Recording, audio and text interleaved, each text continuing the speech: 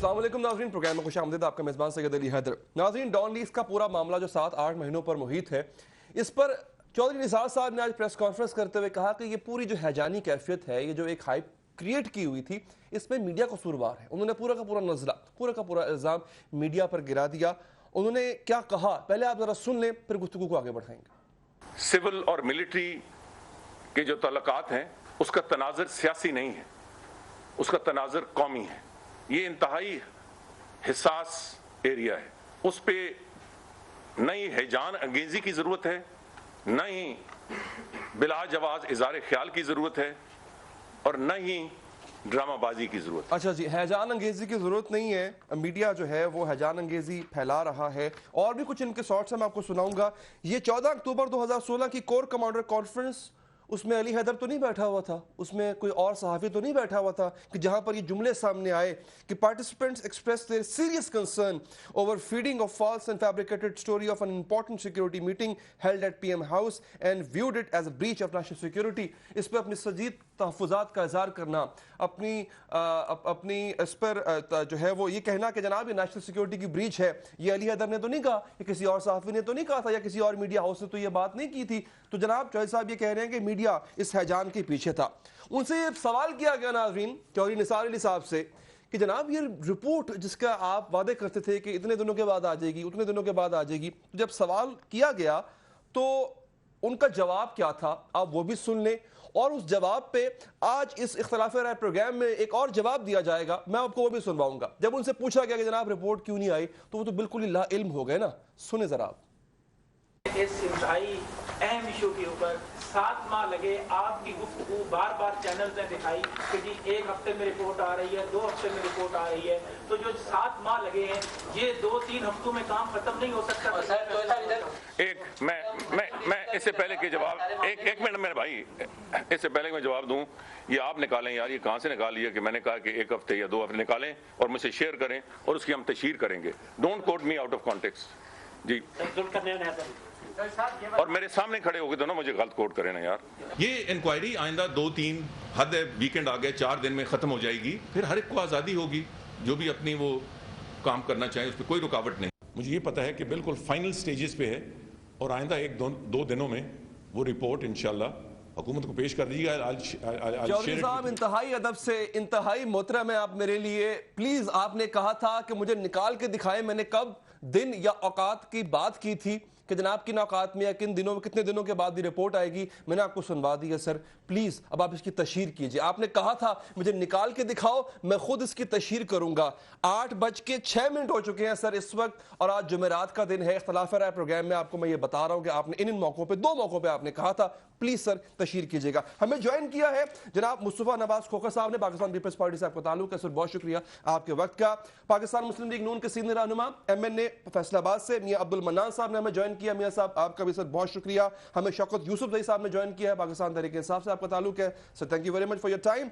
और senior analyst, investigative journalist Asad Kharal साहब ने हमें लाहौर से ज्वाइन किया है सर, आपका भी बहुत बहुत शुक्रिया। मियां साहब, सर जी लड़ाई आपकी अपनी थी भी नहीं, मुझे ये भी नहीं पता थी भी थी कि नहीं, लेकिन जो भी था ये आपके एक फड्डा क्रिएट हुआ था। मीडिया का क्या कसूर है सर उसमें?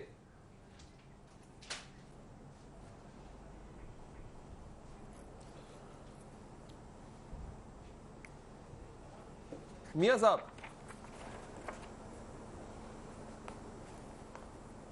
मियां साहब आवाज आ रही है सर? जी मुझे आ रही है सर जी। अर्ज ये है कि चौधरी निसार साहब ने तो आज मीडिया को रगड़ दिया कि ये हाइप मीडिया ने क्रिएट की थी, ये हैजानी कैफियत मीडिया ने क्रिएट की थी। और सर जी हमारा क्या कसूर है? कोर कमांडर कॉन्फ्रेंस में कहते हैं कि जनाब ये सिक्योरिटी ब्रीच है, आप कहते हैं इसकी तहकीकात होंगी, आपने अपना एक वजीर फारिग कर दिया, 3 और बंदे उठा के फारिग कर दिए। हैजानी कैफियत हमने क्रिएट की हुई थी सर।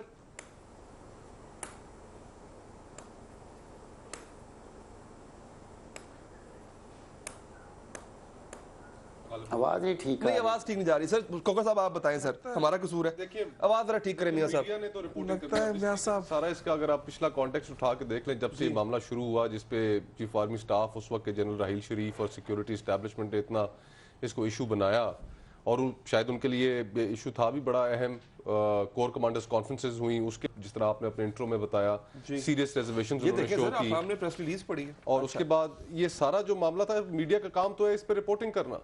तो मीडिया ने तो अपना काम किया, रिपोर्ट किया, और स्पेशली अगर ऐसा तासुर क्रिएट हो जाए यहाँ पे पाकिस्तान में एक हिस्ट्री भी हो कि सिविलियन और मिलिट्री रिलेशनशिप की एक बड़ी तारीख है कि उसमें रिलेशनशिप कभी खराब हो जाती है, कभी ठीक हो जाती है, और ऐसा खराब हो जाना तो वो एक पाकिस्तान की जमहूरियत के लिए, पाकिस्तान के माशरे के लिए एक बड़ी खबर होती है, और मीडिया ने उस पर ठीक रिपोर्टिंग की। अच्छा, अब जो सूरत हाल इस वक्त है, इवेंचुअली उसमें पाकिस्तान पीपल्स पार्टी का मौकफ ये है कि ये सारी जो इंडीड बड़े सीरियस जो हलके थे, उन्होंने भी इस चीज़ को महसूस किया कि DGISPR की जो आखिरी ट्वीट थी जिसके अंदर उन्होंने रिजेक्शन का लफ्ज इस्तेमाल किया, ये थोड़ी सी ट्रांसग्रेस उन्होंने किया। अच्छा। लेकिन पाकिस्तान पीपल्स पार्टी ये समझती है कि डेमोक्रेसी के लिए, सिविलियन सुप्रीमेसी के लिए ये ठीक कदम उठाया। दोनों इदारों के दरमियान, एग्जीक्यूटिव के दरमियान और एक ज़ेली इदारे के दरमियान जो एक बदएतमादी थी, मिसअंडरस्टैंडिंग थी, वो दूर हुई।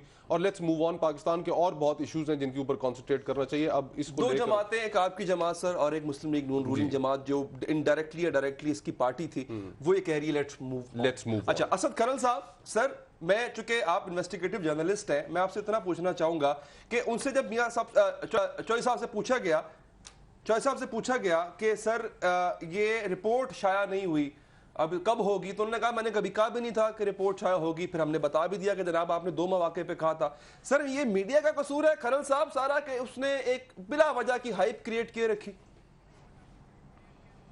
देखिए, 2 चीजें हैं। एक तो आपने एक साइड की दिखा दी कि कोर कमांडर कॉन्फ्रेंस के ऊपर एक प्रेस रिलीज जारी हुआ, मुश्तरका एलामिया जारी हुआ, वो तो एक साइड आपने बताई।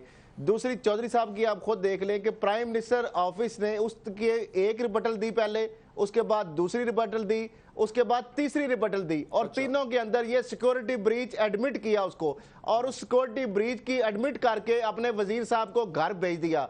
एस्टेब्लिश, ये जारी बात है, गवर्नमेंट ने अगर ये एक्ट किया है तो मैंने समझा कि उन्होंने बगैर किसी वजह के किया, जो कि आज वो 18 पैरा में भी आ गया मिनिस्टर साहब का नाम, क्योंकि मैसेज का सारा एविडेंस टेक्निकल जो चौधरी साहब ने पहले प्रेस कॉन्फ्रेंस में कहा था कि ये 1-2 दिन का मामला है, चीजें हमारे पास सारी आ गई हैं।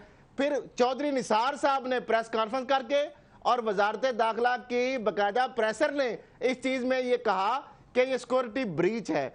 अब मामला ये है कि ठीक है, वक्ती तौर पर नून लीग की हुकूमत सिविलियन बालादस्ती जो है, एक्चुअली मैं समझता हूँ ये सिविलियन बालादस्ती नहीं है, ये अमलन इंडियन बालादस्ती हमारे ऊपर जो आ रही है, और करप्शन की बालादस्ती की बातें हो रही हैं जो प्रैक्टिकली हम देख रहे हैं। ये सिविलियन बालादस्ती की बात नहीं है सर जी, अगर फटा हो जाता, मैं नहीं, आप क्या चाहते थे? वक्ती तौर पर नहीं, मैं ये कह रहा हूं कि ये फाते पनामा बन के भी निकलेंगे अगर यही रिस्ट्रेंट हमारे इदारों का रहा, यही पेशेंस रहा। आप मुझे सिर्फ ये बता दें कि तारक फातमी साहब को ड्राफ्ट किसने दिया? उन्होंने खुद से तो नहीं बना लिया। वो इतनी उम्र है और इतना ज्यादा से जो ड्राफ्ट बना है, अब सिर्फ वन लाइन मेरी सुन ले, पनामा के साथ बड़ा ये लिंक्ड है क्वेश्चन।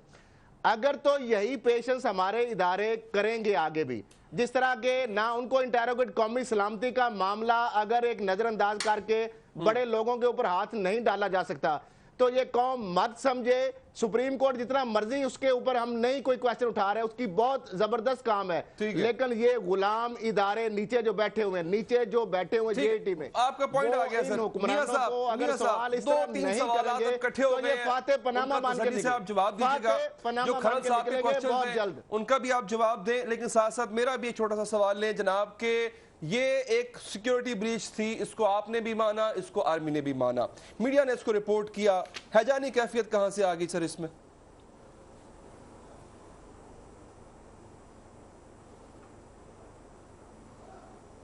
मियां साहब,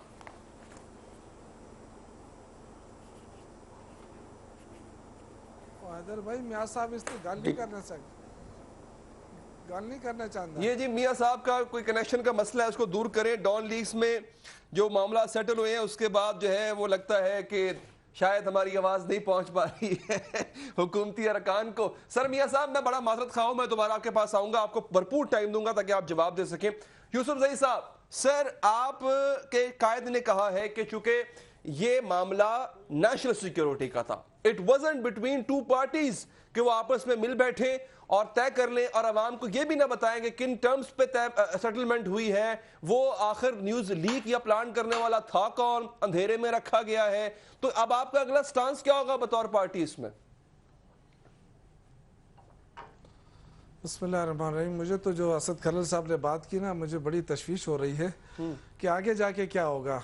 जो पनामा का केस है उसका क्या बनेगा? अगर इस तरह के इदारे मुकमुका करने लगे तो ये तो बड़ा मसला बनेगा। देखिए, ये तो security breach breach breach breach इतने बार कहा गया और इतनी हाइप क्रिएट की गई, तो ये हाइप तो इनकी तरफ से क्रिएट की गई। हुकूमत ने भी उस पर फिर एक्शन दिखाया कि जी पूरा इंफॉर्मेशन मिनिस्टर को फारिग किया, उसके बाद देखे वजारत खारजा के लोगों को फारिग किया जी। तो ये तो एक अजीब सा, मुझे समझ नहीं आ रही कि ये सिक्योरिटी ब्रीच था या उन लोगों से किसी की मुखासमत थी जिनको हटाया गया, जिनका किरदार हो इस प्लांटेड स्टोरी में। हाँ, मैं ये मानता हूं कि स्पेसिफाई नहीं हो सका कि आखिर ये इसका आगाज कहां से हुआ, असल बात था कौन। सर, मुझे ब्रेक लेनी है, एक इशू है, मैं चाहता हूं कि वो रिजॉल्व हो ताकि मियां मन्नान साहब जो मेन पार्टी है, जनाब रूलिंग पार्टी है, उनसे जो सवाल किए जा रहे हैं सारे, वही अगर रिस्पॉन्ड ना कर पाए तो फिर बात कैसे आगे बढ़ेगी। वक्फा लेंगे, वक्फे के बाद जब वापस आएंगे तो मियां मन्नान साहब से तमाम सवाल जो इकट्ठे हो चुके हैं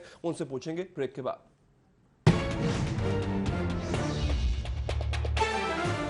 ज़मीन.com। तजुर्बा भी, सोच विचार भी, जहां लाजिम हो वहां तकरार भी। अहम कौमी मसाइल पर होती है बहस डीएनए में। पेश होती हैं बड़ी खबरें और उनके अंदर की खबर। होती है गहरी सोच विचार, होता है फिर गहरा तज्जिया। यूं बनता है एक programme, debate news analysis DNA. हम अवाम हैं या रियाया,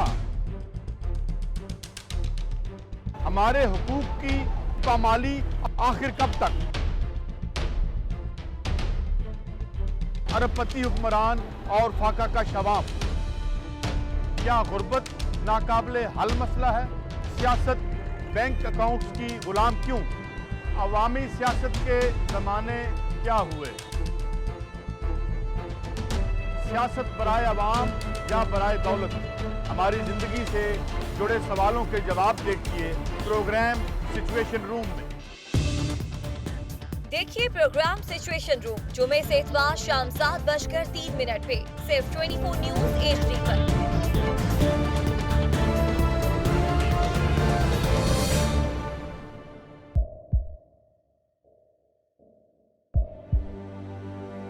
आवाजों के शोर में मकासद गुम हो जाते हैं।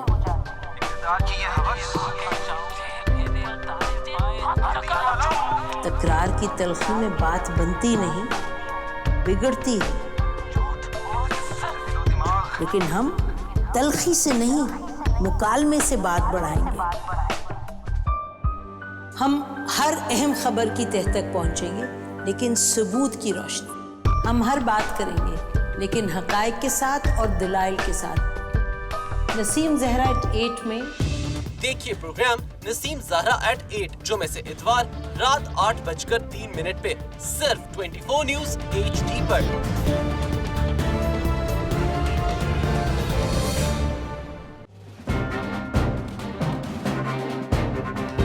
लिखते रहे जुनून की हिकायात खून चुका।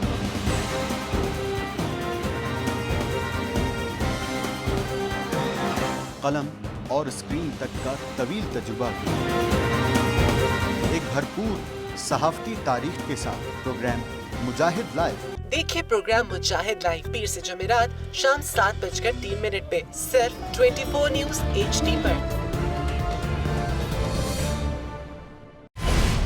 पैनामा लीक्स में अभी तक $55 बिलियन पाकिस्तानियों का आइडेंटिफाई हुआ है। हमारे मुल्क की औरतें जो हैं वो टॉर्च लाइटों में अपने बच्चे जनने पे मजबूर हो गई। क्या अभी ये गारंटी है कि आगे ऐसा वहीं पे नहीं होगा या कहीं और पे नहीं होगा? सच्ची बात है कि मेरे पास बात की किसी बात का जवाब नहीं। जहांगीर तरीन की सियासत खतरे में पड़ गई थी जब उनको ये बताया गया कि उन्होंने कर्जे माफ करवाए हैं। हमारे यहाँ का अदालती निज़ाम अगर सौलत मिर्जा को फांसी देता है, उस आदमी को क्यों छोड़ देता है जो सौलत मिर्जा बनाने वाला है? कोई भी करप्ट सियासतदान जो है उसकी चोरी जो है उसको पकड़ने से जमहूरियत खतरे में पड़ती है, इंसाफ खतरे में पड़ता है।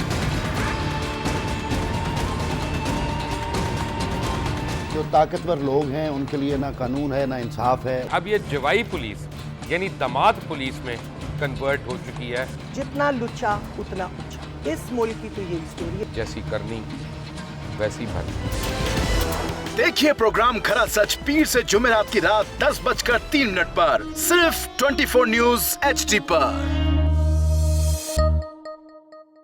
इंशाल्लाह हम कौम की तकदीर बदल देंगे, इंशाल्लाह लोड शेडिंग खत्म कर देंगे, एम्प्लॉयमेंट लेकर आएंगे, इंफ्रास्ट्रक्चर बिल्ड करेंगे। तो मैं इन बातों पर यकीन ना करूं क्योंकि वो असेंबली में बात कर रहे हैं और ये सब सियासी बयान है, इनकी कोई अहमियत नहीं है। क्या कहेंगे आप? अभी आप एक प्रोग्राम कर रहे हैं, दूसरा इसी तरह करेंगे तो आपके थोड़ा सा ना उसमें लफ्जों में फर्क पड़ जाएगा। आपने भी तारीख पढ़ी है और तारीख बशरियत में अब तक यही होता आया है कि माँ बाप ने अपनी औलाद को बचाने के लिए बड़ी कुर्बानियां। एक दौर ऐसा भी आएगा कि एक शख्स अपनी वजारत उज़्मा बचाने के लिए पूरी दुनिया में अपने बच्चों को चोर, डाकू और लुटेरा कहलवाएगा। कुलभूषण यादव, आपने इंडिया का मंकी पकड़ा हुआ है तो उसको दुनिया के आगे प्रेजेंट क्यों नहीं करते? UN में 14 साल बाद पाकिस्तान के किसी सरबराह ने खड़े होकर कश्मीर पे जोर मचाया। कुलभूषण का नाम नहीं लिया। देखिए प्रोग्राम इख्तिलाफ राय पीर ता जुमेरात रात 8:03 पर सिर्फ 24 न्यूज HD पर।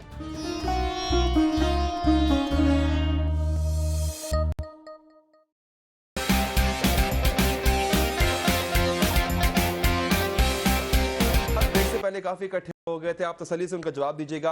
असद खलल साहब की बात का भी जवाब दे। और मेरा हम्बल क्वेश्चन सर, मीडिया का क्या कसूर है? जनाब आपने कहा सिक्योरिटी ब्रीच है, कोर कमांडर कॉन्फ्रेंस पे कहा गया सिक्योरिटी ब्रीच है, आपने कहा तहकीकात होंगी, आपने वजीर फारिग कर दिया, आपने 3 और बंदे फारिग कर दिए। सर इसमें मीडिया का क्या कसूर है? देखिए मेरी बात सुने, आपने अली भाई एक नुक्ता पकड़ लिया है। बात यह है कि मीडिया ने दुनिया के किसी मुल्क में यह होता ही नहीं कि किसी अदारे को लेकर, ये फौज की मोहब्बत में जिन्होंने शोर मचाला था वो असल में फौज के दुश्मन है। अच्छा। उन्होंने अदारे को बदनाम किया है और जब अदारे ने इनकी नीयत रियलाइज कर ली कि ये तो किसी दुश्मन के एजेंडे पे हैं तो अदारे ने इस मामले को खत्म कर दिया। अब जब ये कल खत्म हो गया है तो आज कईयों के पेट में बड़ा मरोड़ है कि जी क्यों खत्म हो गया।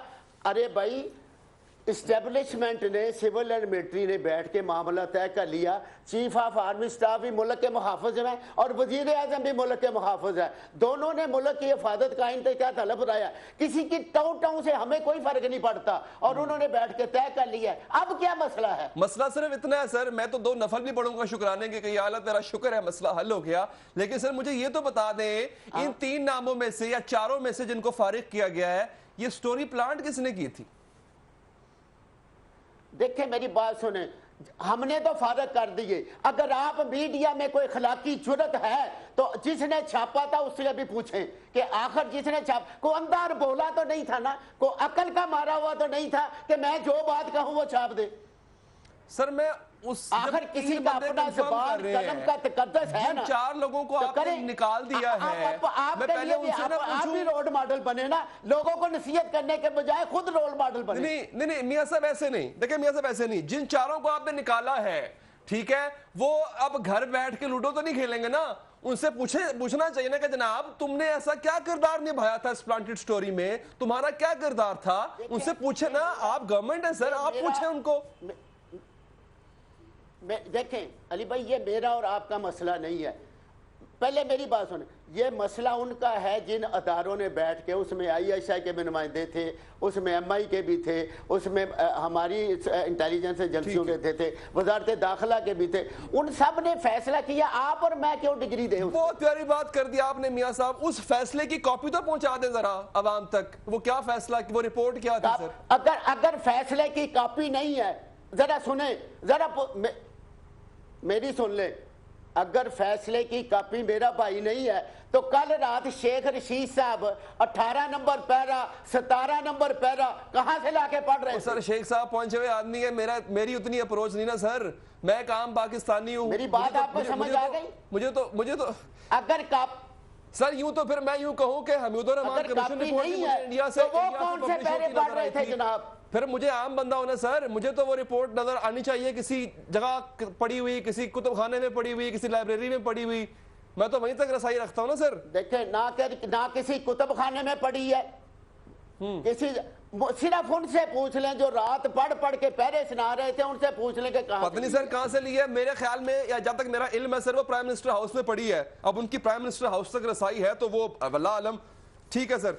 खरल साहब अगर शेख रशीद जैसा आदमी प्राइम मिनिस्टर हाउस से ले सकता है तो फिर आप माशाल्लाह समझदार सहाफी हैं, आप देख ले। सर मुद्दा खोकर साहब मेरे पे डाल दिया सारा कि जी वो जो है वो एक बुनियादी बात ये है। बिल्कुल आपको नंगी चीज़ बातें इज इट समथिंग कि उस पे सवाल भी करें जैसा आदमी प्राइम मिनिस्टर हाउस से ले सकता है जो कि काबिले नफरत पर्सनालिटी है हमारे लिए। नहीं सर, मेरे प्राइम मिनिस्टर है, मेरे लिए इज्जत की जगह है, इसमें कोई शक नहीं है। लेकिन जो सवाल पूछने का आवाम को हक है उसके जवाब मिलने चाहिए। कल मैंने सवाल एक साबिक जनरल साहब से पूछा, उन्होंने कहा आप उनसे पूछेंगे सवाल जिनको आपने वोट दिया है, आप चीफ ऑफ आर्मी स्टाफ से बात नहीं पूछ सकते। बुनियादी तौर पर हमें तो लोग वोट देते रहेंगे, लोग चीखते रहे हम वोट ले लेंगे। मैं आता हूं सर आपके पास, मैं अब आता हूं आपके पास। इस मुल्क में कमीशंस बनते क्यों हैं? एक मामला खड़ा हो जाता है, उस मामले की तह तक पहुंचने के लिए हुकूमत ऐलान करती है कि जी कि हम कमीशन बना रहे हैं, और कमीशन जब बन जाएगा उसकी रिपोर्ट आ जाएगी तो जितने तमाम सवालात अवाम के जहन में वो दूर हो जाएंगे। कितने इस मुल्क में कमीशंस बने, या तो उनकी रिपोर्ट्स पब्लिक नहीं होती, और अगर पब्लिक हो जाती हैं तो उनके ऊपर कोई अमल नहीं होता। मिसाल के तौर पर काजी फायज ईसा कमीशन रिपोर्ट, अभी आपने इंटीरियर मिनिस्टर का आपने बाकी शॉट्स दिखाए, काजी फायज ईसा कमीशन में चौधरी निसार की इंटीरियर मिनिस्टर की धज्जियां बिखेर दी उन्होंने। लेकिन मैं आपसे उन्होंने नेशनल एक्शन प्लान जो था उसके ऊपर उन्होंने कहा कि इनकी जो कारकर्दगी है वो सिफर है। मैं शिकायत करूं आपसे, लार्जेस्ट ऑपोजिशन पार्टी इस वक्त आप है, ठीक है जी।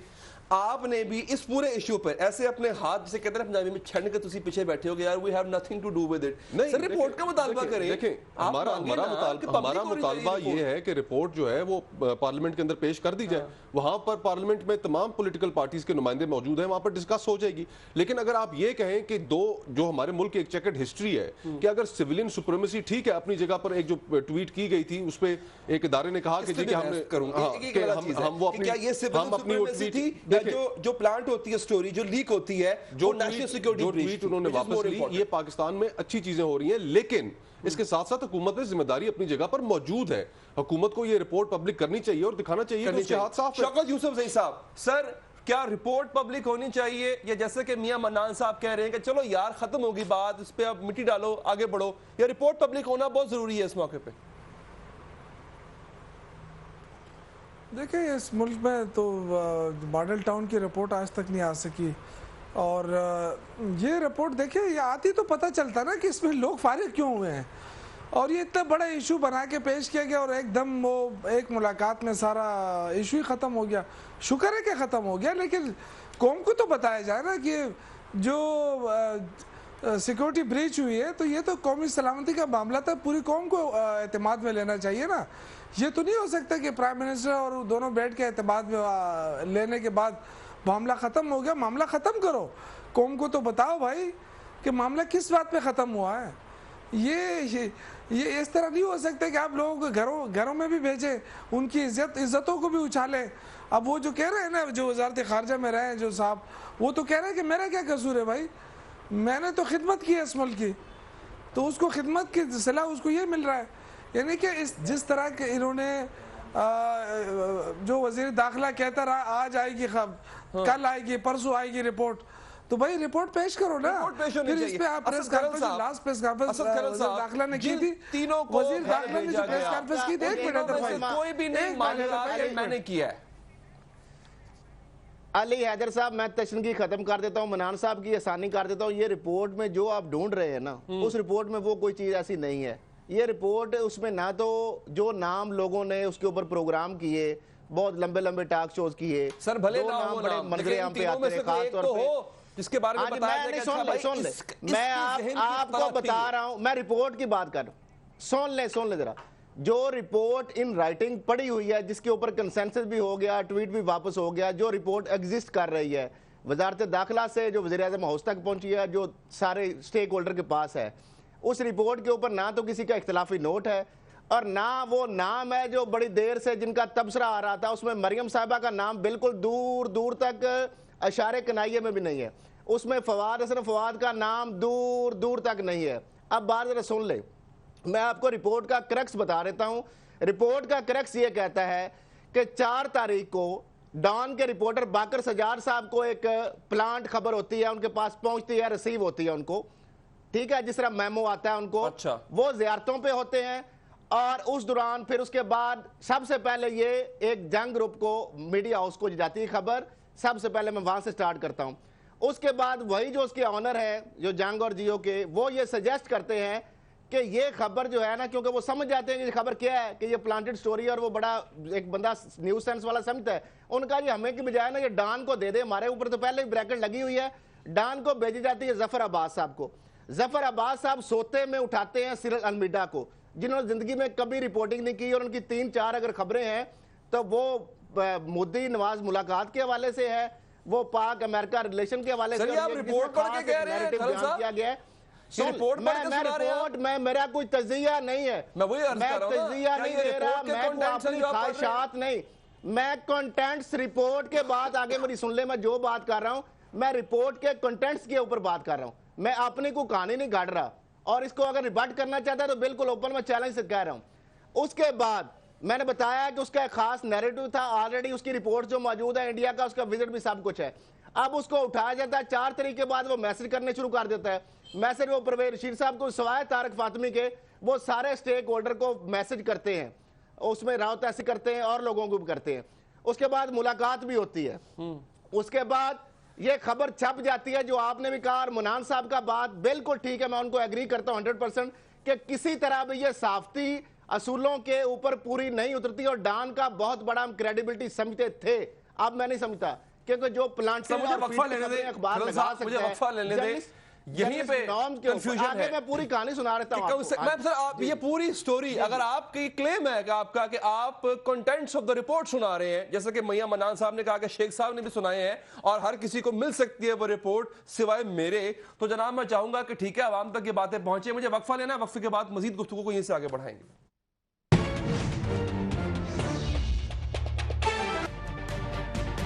तजुर्बा भी, सोच विचार भी, जहां लाजिम हो वहां तकरार भी। अहम कौमी मसाइल पर होती है बहस डीएनए में। पेश होती हैं बड़ी खबरें और उनके अंदर की खबर। होती है गहरी सोच विचार, होता है फिर गहरा तज्जिया। यूं बनता है एक programme debate news analysis DNA. हम अवाम हैं या रियाया, हमारे हुकूक की पामाली आखिर कब तक? अरबपति हुक्मरान और फाका का शवाब, क्या गुर्बत नाकाबिले हल मसला है? सियासत बैंक अकाउंट्स की गुलाम क्यों? अवामी सियासत के जमाने क्या हुए? सियासत बराए अवाम या बराए दौलत? हमारी जिंदगी से जुड़े सवालों के जवाब देखिए प्रोग्राम सिचुएशन रूम में।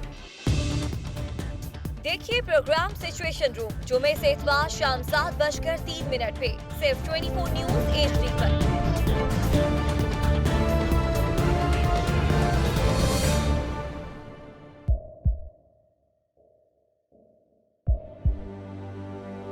आवाजों के शोर में मकासद गुम हो जाते हैं।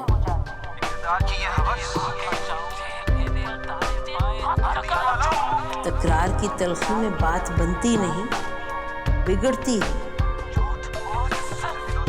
लेकिन हम तलखी से नहीं, मुकालमे से बात बढ़ाएंगे। हम हर अहम खबर की तह तक पहुंचेंगे, लेकिन सबूत की रोशनी। हम हर बात करेंगे, लेकिन हकायक के साथ और दलाइल के साथ। नसीम ज़हरा @8 में देखिए प्रोग्राम नसीम ज़हरा @8 जुमे से इतवार रात 8:03 पे सिर्फ 24 न्यूज HD पर।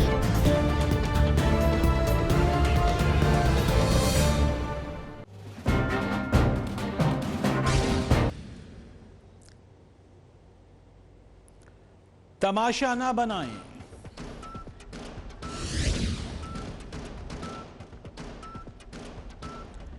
पानी के खिलाफ केस मजबूत।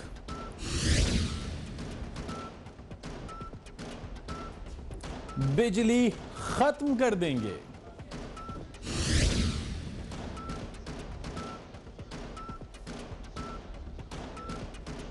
इसके अलावा आपको दिखाएंगे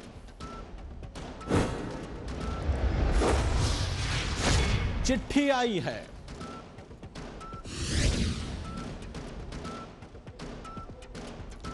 गर्मी ठंडी पड़ गई।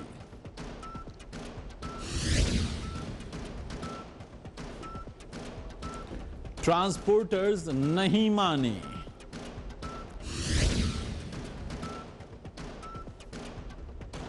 और 1 सेंचुरी और। किसी से ना तजुर्बा भी, सोच विचार भी, जहां लाजिम हो वहां तकरार भी। अहम कौमी मसाइल पर होती है बहस डीएनए में। पेश होती हैं बड़ी खबरें और उनके अंदर की खबर। होती है गहरी सोच विचार, होता है फिर गहरा तज्जिया। यूं बनता है एक programme debate news analysis DNA.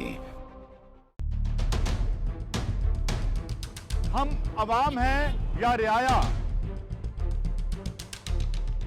हमारे हुकूक की पामाली आखिर कब तक? अरबपति हुक्मरान और फाका का शवाब, क्या गुर्बत नाकाबिले हल मसला है? सियासत बैंक अकाउंट्स की गुलाम क्यों? अवामी सियासत के जमाने क्या हुए? सियासत बराए अवाम या बराए दौलत? हमारी जिंदगी से जुड़े सवालों के जवाब देखिए प्रोग्राम सिचुएशन रूम में। देखिए प्रोग्राम सिचुएशन रूम जुमे से इतवार शाम 7:03 पे सिर्फ 24 न्यूज HD पर।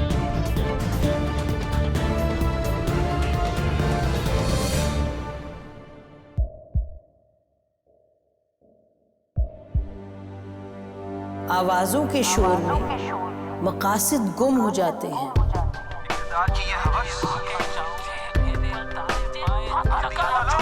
तकरार की तलखी में बात बनती नहीं, बिगड़ती है। लेकिन हम तलखी से नहीं, मुकालमे से बात बढ़ाएंगे।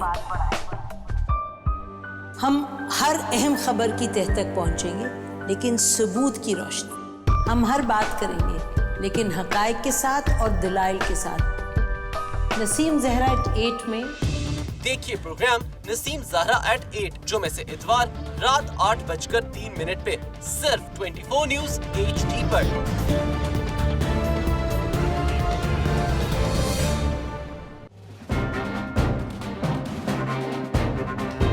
लिखते रहे जुनू की हिकायात खूं चुका।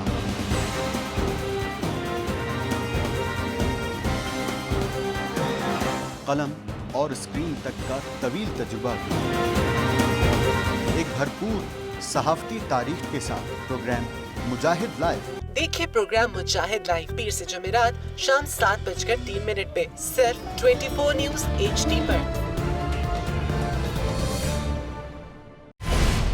पैनामा लीक्स में अभी तक $55 बिलियन पाकिस्तानियों का आइडेंटिफाई हुआ है। हमारे मुल्क की औरतें जो हैं वो टॉर्च लाइटों में अपने बच्चे जनने पे मजबूर हो गई। क्या अभी ये गारंटी है कि आगे ऐसा वहीं पे नहीं होगा? के बाद हाजिर हैं। इससे पहले कि मैं मियां मनान साहब की तरफ बढ़ूं, एक और बड़ा अहम सवाल किया गया चौधरी निसार साहब से आज की प्रेस कॉन्फ्रेंस में। वो था सजन जिंदाल के हवाले से। सवाल को वो गोल भी कर गए। मैं चाहूंगा जरा पहले आप सुन लें सहाफी ने क्या सवाल किया, क्या जवाब मिला। सजन जंदल के बारे में बहुत सारी इब्हाम पाया जाता है कि वो प्राइम मिनिस्टर नवाज शरीफ से आके मिले थे, जिसकी वजह से शायद ये जो हमारी मिलिट्री एस्टैब्लिशमेंट है वो शायद नाखुश थी। या कौन मिले थे? सजन जंदल जो इंडियन बिजनेसमैन। क्या बैकडोर डिप्लोमेसी हो रही थी? आप इंडियन मिनिस्टर फिलहाल डॉन लीक्स पे चलें जी। सवाल गोल कर गए थे चौधरी साहब। जनाब BBC की रिपोर्ट है सजन जंदल के हवाले से और वो कहता है कि नवाज शरीफ की मुलाकात बैक चैनल डिप्लोमेसी का हिस्सा थी। यही सवाल सहाफ़ी ने किया जिसको चौधरी साहब ने उसका जवाब नहीं दिया। और यहाँ पर बीबीसी कह रहा है, ये कल आई है, लेटेस्ट है, कि ये बैकडोर डिप्लोमेसी का हिस्सा थी। क्या मैसेज था, क्या पैगाम था, फिलहाल इससे कोई भी आगाह नहीं है। लेकिन यहाँ पर मैं आपको इतना बता दूं कि जिस वक्त ये मुलाकात हुई, जब ये बात मीडिया तक पहुंची, जब इसको रिपोर्ट किया गया, तो मरियम नवाज शरीफ साहबा का ट्वीट आया। वो ट्वीट क्या था ये आप पढ़ सकते हैं, मैं ट्रांसलेट भी कर देता हूं। जितनी भी इस तरह के बयानात दिए जा रहे हैं प्राइम मिनिस्टर की मुलाकात के हवाले से, दिल से वो कोई माने नहीं रखते, क्योंकि जो है वो ये भी कहा गया, ये तो एक है ट्वीट, एक दूसरा ट्वीट में आपको दिखाऊंगा जहां पर ओल्ड फ्रेंड, बल्कि यही वाला है, जी हाँ, ओल्ड फ्रेंड कहा गया सज्जन जिंदल को, और कहा गया कि इसको बिला वजह इसको मुतनाज़े बनाने की कोशिश की जा रही है। एक पुराना दोस्त अपने दोस्त से मिलने आया है फ़कत, और कुछ नहीं है। मियां मन्नान साहब, सर ये कुछ, मैं तो बड़ा ही लाइल्म हूँ इन तमाम चीज़ों से, न जाने क्या क्या पकड़ा होता है इक़्तिदार की राहदारियों में, आप तो जानते होंगे। ये बीबीसी रिपोर्ट क्या कहती है? कोई बैक चैनल पैगाम था, कोई बैक चैनल डिप्लोमेसी का रास्ता था जिंदल की मुलाकात? देखिए मेरी बात सुने, मैं पार्टी का सीनियर आदमी हूं जी। अब हिंदुस्तान के साथ किसी किस्म की कोई back channel, front channel, right channel, left channel नहीं हो सकती। वो आलमी अदालत इंसाफ में चले गए हैं कलभूषण के केस में, हम डट के वो केस लड़ेंगे। और हमारे पास देखें, आप मुस्कुराते रहें, हम पार्लियामेंटेरियन हैं, क्या करूं, और मेरी हर बात जिम्मेदारी के साथ है। डिप्लोमेसी थी, बैक चैनल डिप्लोमेसी थी सर। इतना मुस्तनद अखबार है सर, इसको आप पकड़े। हमने देखे बैक चैनल डिप्लोमेसी उनके साथ हम किस बात पे करनी है? मेरी बात सुने ना। हाँ। अली हैदर, किस बात पे करनी है बैक चैनल डिप्लोमेसी? सर पता नहीं अब क्या बात हो सकती है, ये तो मैं जानना चाह रहा हूं। एक गलत केस लेकर आलमी अदालत इंसाफ में गया है। हाँ। वो गलत केस ये है कि 2018 में जो उनके साथ हमारा मुआहदा हुआ था, उसमें कौमी सलामती के खिलाफ इंडिया का या पाकिस्तान का कोई बंदा पकड़ा जाए तो उसको किसी किस्म की कोई एक्सेस नहीं दी जा सकती। अगर वो कहें तो मैं उसकी कॉपी भी आपको दे दूंगा। और ये इंडिया का उस वक्त 2008 में इस बात पे जोर था कि वो कश्मीर में खौफजदा था, लेकिन खुद वो हरकतें कर रहा था और बेशुमार रिपोर्ट। अब ये अकेला नहीं है कलभूषण, इसके साथ 32 आदमी और हैं, और हम इंशाअल्लाह ताला ये पाकिस्तान में दहशतगर्दी कर रहे थे, जासूसी कर रहे थे, 32 को फांसी देंगे। अच्छा असद खरल साहब, कोई किसी किस्म की बैक चैनल डिप्लोमेसी का कोई इम्कान भी नहीं है और कोई वजह भी नहीं है कि कोई ऐसा चैनल खोला जाए, आप एग्री करते हैं सर इससे? देखिए हमेशा ये पता नहीं चैनल डिप्लोमेसी नहीं चलती, बिल्कुल नहीं चलती। अच्छा चलें, ठीक है सर, ठीक है। अच्छा अली हैदर साहब, बात ये है कि बैक चैनल डिप्लोमेसी के लिए हमेशा एक आदमी होता है, कोई पूरा डेलीगेशन नहीं आता। लेकिन अजीब इत्तेफाक है कि जब नवाज शरीफ साहब की मोदी से मुलाकात और बाकी ये 7 जनरल भी होते हैं, उस वक्त भी ना तो कोई मिलिट्री का आदमी होता है ना गवर्नमेंट को ऑफिशियल होता है। अब ये मुलाकात भी मरी में हुई है। हमेशा इस तरह की मुलाकातें जो है प्राइम मिनिस्टर हाउस से हट के, एक ऑफिशियल जो उनका है वहां से हट के किसी निजी अपनी रहायशगाह पे या किसी जगह पे मुलाकात करते हैं। अब न जाने क्या वजह है।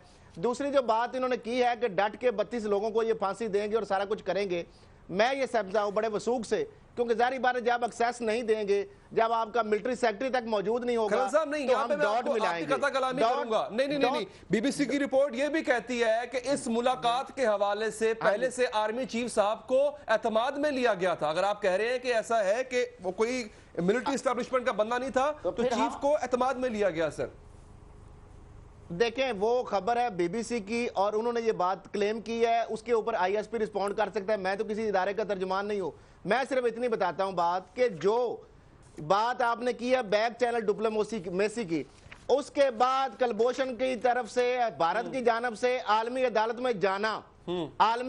में जाना और सज्जन जंदाल के ट्वीट्स भी रिकॉर्ड पे हैं, जो पाकिस्तान के दौरे के बाद जो एजेंसीज की सिक्योरिटी नहीं थी या थी, लैंडिंग परमिशन भी दिया गया, वो मिले भी और मिलने के बाद उन्होंने पाकिस्तान और पाकिस्तान के मिलिट्री इदारों के बारे में जो हर्जा सराय की उनके ट्वीट्स रिकॉर्ड पे मौजूद है, जिनको फखरिया अंदाज में मरियम साहबा कह रही हैं, मरियम बीबी कह रही हैं कि वो हमारे पुराने और दरीना दोस्त हैं। वो पुराने और दरीना दोस्त पाकिस्तान के सलामती के इदारों के बारे में जो उनके ख्यालात हैं, आप जो क्लेम कर रहे हैं, मैं नेक्स्ट प्रोग्राम में वो ट्वीट्स जो है वो भी लेके आऊंगा, अगर वो पॉसिबल, अगर वो हुए तो ठीक है सर। आपका ये नुक्ता आ गया। शौकत यूसुफजई साहब, अगर कोई बैक चैनल डिप्लोमेसी, अब तो मियां साहब इससे बिल्कुल इनकार कर रहे हैं कि ऐसा हुआ ही नहीं, लेकिन अगर for the sake of better relations अगर ऐसा किया भी जाए तो आपको लगता है कि इसमें मुज़ायका होना चाहिए?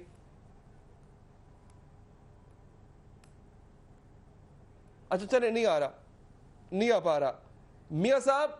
सर अगर ऐसा हो भी जाए, असद खरल साहब कह रहे हैं बैक चैनल डिप्लोमेसी के लिए कोई पूरे का पूरा वफ्त नहीं आया करता, एक बंदा काफी होता है सर। देखें, असद खरल साहब माशाल्लाह बहुत ज़्यादा तजर्बाकार है। मैं तो आपको अपनी पार्टी की बतौर पार्लियामेंटेरियन, हाँ अगर उस बंदे ने हमारी फौज या हमारे दफाई अदारे के खिलाफ बात की है तो इंशाअल्लाह ताला पूरी पार्टी इस पर खड़ी होगी कि हम दोबारा उसे पाकिस्तान में दाखिल नहीं होने देंगे। जो फौज का दुश्मन है वो पाकिस्तान का दुश्मन है और पाकिस्तान का दुश्मन हम इंशाअल्लाह नहीं आने देंगे।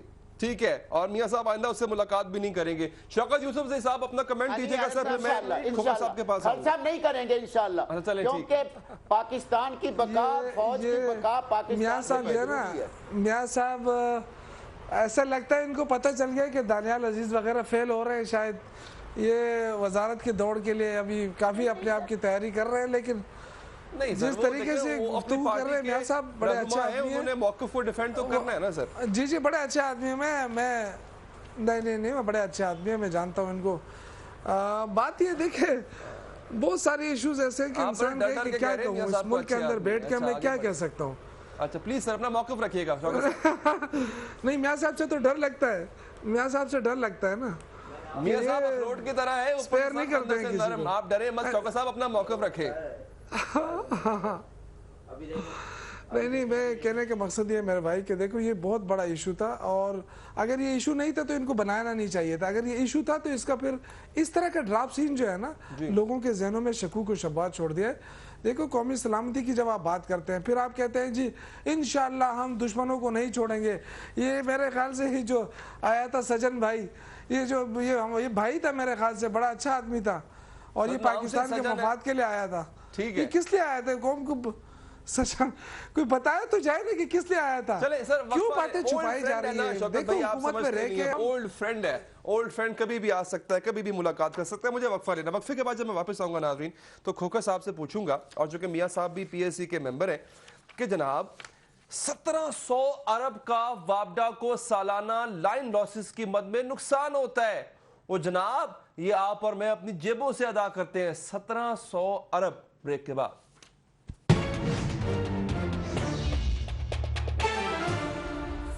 इंटरनेट पर भरोसा हो तो ऐसा टेलीनॉर का तेज तरीन इंटरनेट 4G हॉटस्पॉट डिवाइसेस के साथ अभी खरीदने पर पाएं 50% तक extra 4G data, monthly smart 83 GB। तजुर्बा भी, सोच विचार भी, जहां लाजिम हो वहां तकरार भी। अहम कौमी मसाइल पर होती है बहस DNA में। पेश होती हैं बड़ी खबरें और उनके अंदर की खबर। होती है गहरी सोच विचार, होता है फिर गहरा तज्जिया। यूं बनता है एक programme, debate news analysis DNA। हम अवाम हैं या रियाया, हमारे हुकूक की पामाली आखिर कब तक? अरबपति हुक्मरान और फाका का शबाब, क्या गुर्बत नाकाबिले हल मसला है? सियासत बैंक अकाउंट्स की गुलाम क्यों? अवामी सियासत के जमाने क्या हुए? सियासत बराए अवाम या बराए दौलत? हमारी जिंदगी से जुड़े सवालों के जवाब देखिए प्रोग्राम सिचुएशन रूम में। देखिए प्रोग्राम सिचुएशन रूम जुमे से इतवार शाम 7:03 पे सिर्फ 24 न्यूज HD पर।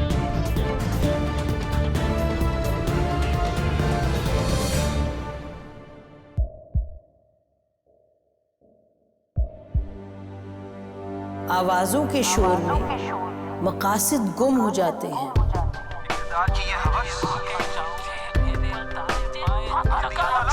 तकरार की तलखी में बात बनती नहीं, बिगड़ती है। लेकिन हम तलखी से नहीं, मुकालमे से बात बढ़ाएंगे।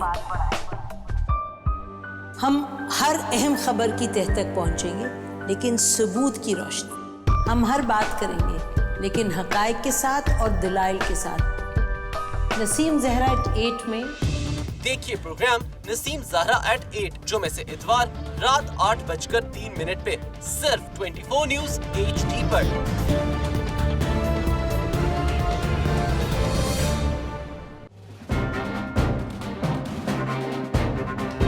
लिखते रहे जुनून की हिकायात खून चुका।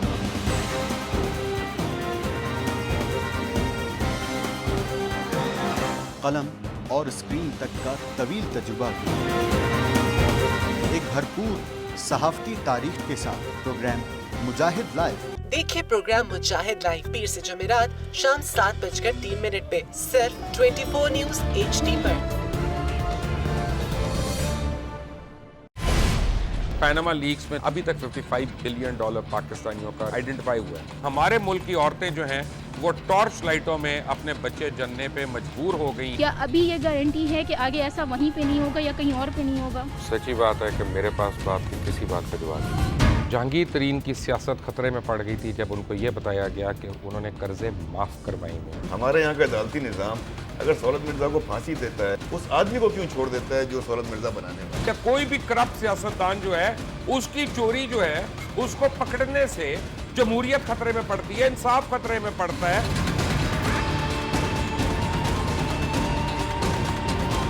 जो ताकतवर लोग हैं उनके लिए ना कानून है ना इंसाफ है। अब ये जवाई पुलिस यानी दमाद पुलिस में कन्वर्ट हो चुकी है। जितना लुच्चा उतना ऊंचा। इस मुल्क की तो ये स्टोरी है। जैसी करनी वैसी भरनी। देखिए प्रोग्राम खरा सच पीर से जुमेरात की रात 10:03 पर सिर्फ 24 न्यूज HD पर। इंशाल्लाह हम कौम की तकदीर बदल देंगे, इंशाल्लाह लोड शेडिंग खत्म कर देंगे, एम्प्लॉयमेंट लेकर आएंगे, इंफ्रास्ट्रक्चर बिल्ड करेंगे। तो मैं इन बातों पर यकीन ना करूं क्योंकि वो असेंबली में बात कर रहे हैं और ये सब सियासी बयान है, इनकी कोई अहमियत नहीं है। क्या कहेंगे आप? अभी आप एक प्रोग्राम कर रहे हैं, दूसरा इसी तरह करेंगे तो आपके थोड़ा सा ना उसमें लफ्जों में फर्क पड़ जाएगा। आपने भी तारीख पढ़ी है और तारीख बशरियत में अब तक यही होता आया है कि माँ बाप ने अपनी औलाद को बचाने के लिए बड़ी कुर्बानियां। एक दौर ऐसा भी आएगा कि एक शख्स अपनी वजारत उज़्मा बचाने के लिए पूरी दुनिया में सवाल करूंगा, लेकिन उससे पहले कुछ आपके सामने फैक्ट्स रख दूं जो आज पब्लिक अकाउंट कमेटी में डिस्कस हुए। सुनिएगा जनाब। कल माजरत के साथ नंदीपुर पावर प्रोजेक्ट जो है वो डिस्कस हुआ, उसमें ताखीर से नाज़रीन 113 अरब लागत अब बढ़ गई है। उससे बड़ा और होशरुबा एक खबर जो है वो सामने आई और जनाब ये आई कि बाबडा को लाइन लॉसेस की मद में 1700 अरब का सालाना नुकसान हुआ है। नाज़रीन ये कुछ छोटी जो है रकम नहीं है, 1700 अरब का सालाना नुकसान ये लाइन लॉसेस की मद में है।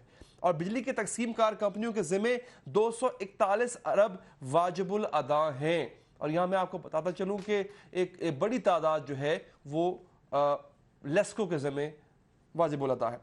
हाँ जी, और वो है 40 करोड़ रुपए। लेस्को के जिम्मे वाजिबुल अदा जो रकम है नाज़रीन वो 40 करोड़ है। हेस्को के जिम्मे 2 करोड़ 92 लाख वाजिबुल अदा है।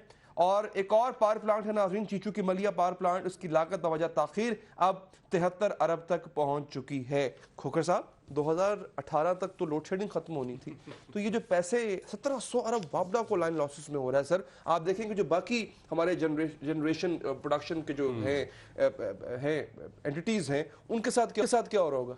देखें इस वक्त 8000 मेगावाट तक इस मुल्क में बिजली का शॉर्टफॉल है। तकरीबन इतना होगा। ये फिगर्स जो हैं फाजिल फिगर्स हैं, कम है। बिजली की जो आपकी लोड शेडिंग है वो 500 मेगावाट के साथ 1 घंटा आपकी एसोसिएटेड है। इस वक्त आपके मुल्क में देहातों में 18 घंटे 16 घंटे तक लोड शेडिंग है और शहरों में आपके 8 से 12 घंटे की लोड शेडिंग है, depending on what city. Islamabad में 8 घंटे है, इस्लामाबाद से बाहर निकले चकवाल में आप चले जाएं तो वहां पर इस वक्त 16 घंटे लोड शेडिंग है। जिस वक्त ये हुकूमत आए वो दावे सारे अपनी जगह कि हम 6 महीने में मुकम्मल कर देंगे, साल में कर देंगे, 2 साल में कर देंगे। एक और चीज जो आते साथ इन्होंने की हुकूमत में वो था सर्कुलर डेट को क्लियर करना। उस वक्त एक्यूमुलेटेड सर्कुलर डेट जितना था उसको एक रात में इन्होंने क्लियर किया। हस्बे मंशा पेमेंट्स हुई, दी गई, डिसबर्स की गई, सीरियस ऑब्जेक्शन है, कोई ऑडिट नहीं हुआ। और आज फिर सर्कुलर डेट जो है वो 400 अरब रुपए पे खड़ा है। इल्जाम क्या था कि पीपल्स पार्टी की जो हुकूमत थी वो फाइनेंशियल मिसमैनेजमेंट कर सकी और उसकी वजह से सर्कुलर डेट इकट्ठा हो गया। हम अहल लोग हैं, हम बिल्कुल ये नहीं कर सकेंगे। आज फिर 400 अरब रुपए पे आप ये खड़ा है। जो आपने इंडिपेंडेंट पावर प्रोड्यूसर्स हैं उनको आप पेमेंट्स कर नहीं रहे, वो बिजली प्रोड्यूस कर नहीं रहे। आपके आईपीपीज इस वक्त बैठे हुए, आप उनके खिलाफ अखबारों में इश्तिहार लगा के धमकियां दे रहे हैं कि आप बिजली प्रोड्यूस करें वरना हम आपके खिलाफ कानूनी चार्ज करें। तो एग्जैक्टली रेंटल पावर प्लांट उस वक्त आपने शोर मचाया, आज आपके पास इसके अलावा कोई और चारा नहीं है। दोबारा अब हुकूमत रेंटल रिफ्यूट कर दिया था ख्वाजा साहब ने कि नहीं ऐसा नहीं करने जा रहे हम। इवेंचुअली इनके पास कोई रास्ता नहीं है, बिजली की प्रोडक्शन ये नहीं कर सके। हम हर दफा एक नया वादा इनसे सुनते हैं कि जी इस दफा ये हो जाएगा, उस दफा वो हो जाएगा।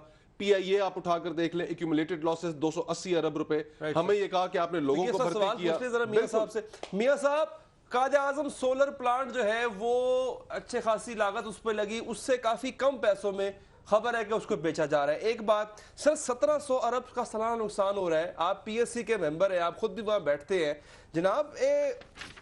क्या कहूं मैं, कीता कीजिए सर। ਹੁਣ मैं दसन लगा कीता की है। अच्छा दसो सर। ਹੁਣ ਪੰਜਾਬੀ ਚ ਸੁਣੀਓ, ਉਰਦੂ ਛੱਡ ਦਈਏ सर प्लीज प्लीज। ਗੱਲ ਇਹ ਹੈ ਜੀ ਕਿ 2011 ਚ 2.5 ਸਾਲ तक लॉ मिनिस्ट्री च फाइल पई रही नंदीपुर दी, और ਉਹਨੂੰ ਜਿਸ ਵੇਲੇ ਸੇਕ ਖਾ ਗਈ ਤੇ ਫਿਰ ਉਸ ਵਕਤ ਦੇ ਸਦਰ ਸਾਹਿਬ ਨੇ ਜਿਸ ਵੇਲੇ ਐਗਜ਼ਮ ਬੈਂਕ ਦੇ ਪ੍ਰੈਜ਼ੀਡੈਂਟ ਤਸ਼ਰੀਫ ਲਿਆਏ ਪਾਕਿਸਤਾਨ ਵਿੱਚ ਤੇ ਫਿਰ ਕੈਬਨਿਟ ਮੀਟਿੰਗ ਬੁਲਾ ਕੇ ਉਹਦੀ ਅਪਰੂਵਲ ਕੀਤੀ। ਇਹ ਹੈ ਨੰਬਰ 1 ਨਿਸ਼ਾਨੇ हैदर। अच्छा लो दूजा भी मैं दसन लगा, चीचो की मलियां ते 73 अरब रुपया लाता ते है कुछ भी नहीं। अच्छा आगे आ जाओ। 19.1% मेरा भाई सारी जितनी तमाम लाइन लॉसेस थे 2011 दी 10 रहे हो 4 मैं क्योंकि खुद मेंबर हूं, मैं खुद मेंबर हूं, मैं एक एक चीज आपको वहां जो रिकॉर्डेड है वो सुना रहा हूं। अच्छा आगे आए। 19.1% लाइन लॉसेस थे। उन्होंने कहा कि अब हमने 17.5% किए हैं, 1.6% हम कम किए हैं। लेकिन मेरा ये ख्याल है हमने 25 तारीख को उनको पूरे रिकॉर्ड के साथ बुलाया है, और मेरा ख्याल ये है कि जो 1 अरब रुपए 0.1% पे होने थे ना लॉस, वो गलती से 10 अरब कह गए हैं और बढ़ा के 17 अरब कर गए हैं। लेट अस चेक कि असलियत क्या है, असल कैलकुलेशन क्या है। लेकिन ये जो 2 पावर प्लांट इनकी बारे में हिस्ट्री मैं अपने आप को सुना दी है कि 2009-2010 में क्या होता रहा है और किधर गया चीचों की मल्लियां और क्यों फाइल पड़ी रही। अब मुझे ये भी बता दिया जाए कि 2011 में मोहतरम फेडरल लॉ मिनिस्टर साहब कौन थे। अच्छा चलें सर, ठीक है। वो भी आजकल रात को बैठकर बड़ी नसीहतें करते हैं। सर मेरे पास वक्त खत्म हो गया है। ये जो आखिर में पीएससी पे हम बात कर रहे थे और ये लाइन लॉसेस की मद में 1700 अरब की बात कर रहे थे, ये अपने आप में एक प्रोग्राम मांगती है ये तमाम चीजें, ताकि इन पे डिटेल से डिस्कशन हो सके। फिलहाल तक के लिए दीजिए इजाजत, अल्लाह ने के बाद।